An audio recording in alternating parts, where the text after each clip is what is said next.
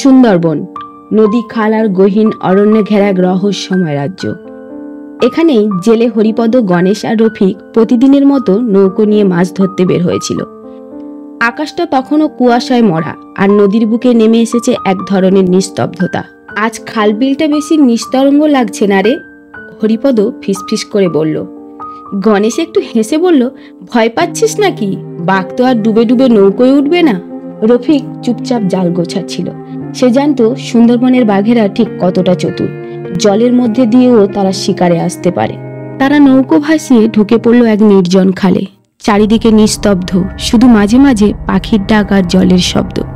হঠাৎ ঝোপের আড়াল থেকে একটা ছায়ামূর্তি দেখা গেল। গণেশ প্রথমে ভেবেছিল বড় কোনো বানর হবে, কিন্তু সেটা নড়ল না, বরং যেন তাকিয়ে আছে তাদের দিকে। ওটা কি? রফিক ফিসফিস করলো। হরিপদ তাকিয়ে দেখল বাঘ, তার দুটো চোখ চকচক করছে। নৌকো ধরাও তাড়াতাড়ি, হরিপদ চিৎকার করে উঠল। কিন্তু তখনই ঝাঁপিয়ে পড়ল বাঘটা। গণেশের শরীর থেকে রক্ত ছিটকে পড়ল নৌকোর মেঝেতে। একটা আর্তনাদ চিৎকার ছড়িয়ে পড়ল বন জুড়ে। রফিক কোনো মতে বাঁশের গুঁতো দিয়ে বাঘটাকে ঠেকানোর চেষ্টা করলো, কিন্তু ওটা যেন জঙ্গলের ভূত। কয়েক মুহূর্তেই গণেশকে টেনে নিয়ে গেল ঘন ঝোপের দিকে। হরিপদ আর রফিক কোনোভাবে নৌকোটাকে উল্টো দিকে ঘোরালো। দিশেহারা হয়ে তারা খালের মুখ দিয়ে নদীতে ফিরে এলো। নিঃশ্বাস ফেলার সময় নেই। কেউ জানে না বাঘটা আবার জলে সাঁতরে আসছে কিনা। পরের দিন গ্রামে বিশৃঙ্খলা ছড়িয়ে পড়ল। গণেশের পরিবার কান্নাকাটি শুরু করলো। কিন্তু সুন্দরবনের নিয়ম, যদি কাউকে বাঘে খায় তার দেহ আর ফিরে আসে না। হরিপদ আর রফিক থানায় জানাতে গেল, কিন্তু পুলিশ শুধু একটা ডায়েরি করে রেখে দিল। তুমি বনের গভীরে গিয়েছিলে কেন? বন বিভাগের অনুমতি ছিল, অফিসার বলল। মাছ না ধরলে খাবো কি? রফিক ম্লান হাসি দিয়ে বলল। তবুও জীবনের ঝুঁকি নিয়েই তাদের আবারও যেতেই হলো। চাল ডাল কেনার টাকা নেই, ঘরে সন্তান কাঁদছে। তারা এবার 3 জন মিলে গেল, হরিপদ, রফিক আর নতুন এক তরুণ ছেলে সুশীল। ওর বয়স মাত্র 20 বছর। সাহস ছিল প্রচুর। বাঘের ভয় পেলেই তো চলবে না, আমরা মানুষের দল, মাথা আছে, হাত আছে, সুশীল বলল।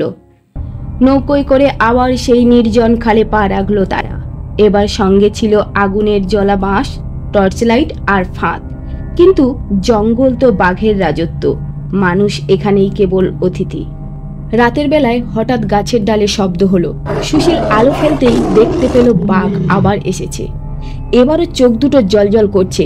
তবে এবার সে ঝাঁপ দিল না, দাঁড়িয়ে রইল, যেন এক অদৃশ্য ভয় ছড়িয়ে দিল। ওটা আবার আমাদের দেখে নিচ্ছে, হরিপদ বলল। এই বাঘটা আগের বাঘটাই, হয়তো আমাদের মুখ চিনে ফেলেছে, রফিক ফিসফিস করল। তাদের টর্চ লাইট ফেলে বাঘটা দূরে চলে গেল। তারা কিছুটা আশ্বস্ত হয়ে আবার মাছ ধরায় মন দিল। কিন্তু পরদিন সকালে তারা খালের পাশে এক গাছের গোড়ায় পেল এক অদ্ভুত দৃশ্য। কয়েকটা বড় বড় পদচিহ্ন, রক্তের দাগও ছিল। সেই দাগ গিয়ে মিশেছে জলের মধ্যে। কে যেন রাতে খালের ধারে এসেছিল, শিকার করেছিল কিংবা শিকারে এসেছিল। তারা বুঝে গেল বাঘটা কেবল শিকারী নয়, ধৈর্যশীল, সুযোগের অপেক্ষায় আছে।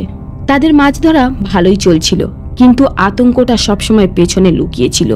হরিপদ রাতে পাহারা দিচ্ছিল, আর রফিক আর সুশীল ঘুমাচ্ছিল নৌকায়। হঠাৎ একটা শব্দে সে জেগে উঠল। জল ছলছল করছে।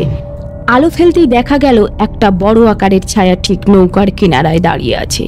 এবার আর একটি নয়, দুটো। একটা বাঘ জল থেকে উঠে এসেছে, আর একটা পাশের গাছের ডালে। জাগো জাগো, হরিপদ চিৎকার করলো। 3 জন বাঁশ দিয়ে টর্চ দিয়ে বাঘেদের ঠেকানোর চেষ্টা করলো, কিন্তু বাঘেরা ভয় পায় না সহজে। একটা বাঘ নৌকোর কিনারায় উঠে পড়ল। সেই মুহূর্তেই সুশীল ছুঁড়ে মারল আগুনের বাঁশ। বাঘটা পেছনে হটে গেল। তারা জানে এভাবে বেশিক্ষণ টিকে থাকা যাবে না। তখনই তারা জাল কেটে নৌকোটাকে হালকা করে ছেড়ে দিল স্রোতের হাতে।